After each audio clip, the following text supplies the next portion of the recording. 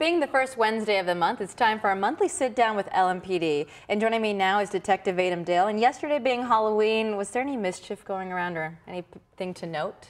Other than the children getting up to no good. Yeah, it was a regular night for Louisville Metro. We unfortunately had one 9-year-old little boy that was struck by a vehicle, but he's believed to be in good condition, and we're thinking of him and his family for a speedy recovery. Okay, well, good to hear that he'll be okay. Yes, yes. Okay, and then let's talk about your ShotSpotter technology. It's been around for about 4 months now, and on Monday it detected a location of a shooting in the Russell neighborhood. How's it going with helping you all?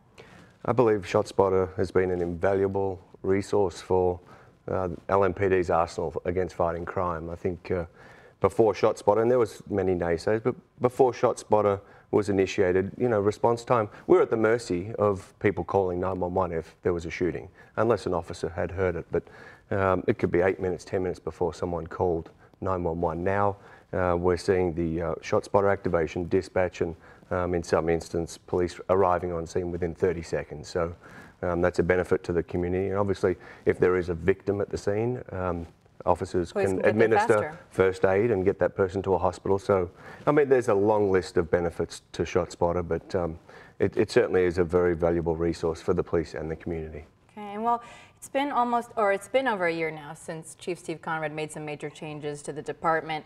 He did away with those flex units, which were made up of detectives focusing on drugs and violent crime in specific neighborhoods. And so now he has a full-time SWAT team, and he's expanded the narcotics unit. So it being now over a year, how do you think that's going with these changes?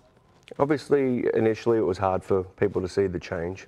Obviously people bucked up against it, but ultimately the chief's making decisions that best benefit this city.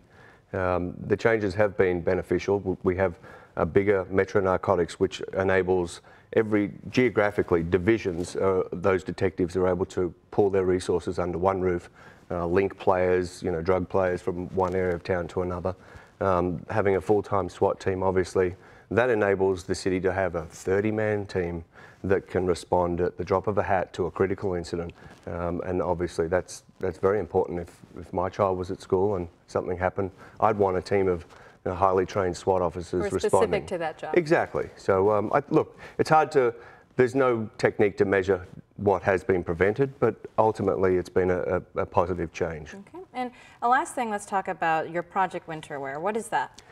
Project Winterwear is basically the community-oriented policing unit is asking for everyone's assistance this winter to donate, jackets, clothes, and we're asking that they be new. This is not your chance to clean out your closet and throw away old clothes. We're asking that those be new, so that we can give jackets, coats, pants, gloves, hats, beanies, whatever, to the homeless people of Louisville.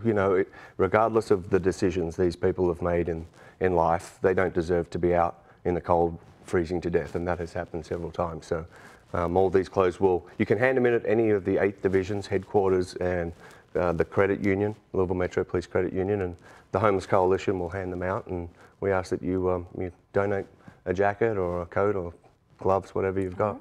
Okay, well, thank you, Detective Dale, for joining us today. All right. Well